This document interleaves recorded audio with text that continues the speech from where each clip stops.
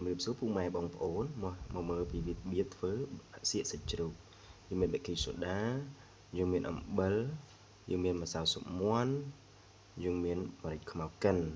ហើយរួមបញ្ចូលជាមួយនឹងម្សៅឆាទឹកត្រជាក់ទឹកញៀវត្រជាក់ណាបងប្អូនទៅមកទៀតយើងមានទឹកស៊ីអ៊ីវមកមើលពីវិស័យក្នុងការធ្វើយើងចាក់គ្រឿងផ្សំទាំងអស់លាយចូលគ្នាឲ្យសព្វឲ្យល្អហើយសាច់ជ្រូកយើងកិនបន្ទាប់ពីយើងកិនរួចរាល់ហើយគឺយើងយកសាច់ជ្រូកហ្នឹងមកដាក់លាយជាមួយនឹងគ្រឿងដែលយើងបានលាយជាមួយនឹងទឹកសូមបញ្ជាក់ថាទឹកហ្នឹងគឺយើងកូរឲ្យសព្វអូខេមកមើលពីការច្របល់ទាំងអស់គ្នាបន្ទាប់ពីយើងច្របល់សព្វហើយយើងយកសាច់ជ្រូកហ្នឹងទៅរុំហ្វីមទុកក្នុងទូរយៈពេល15នាទីទៅមកយើងយកវាទៅមូលជាដុំដើម្បីស្រួលកាត់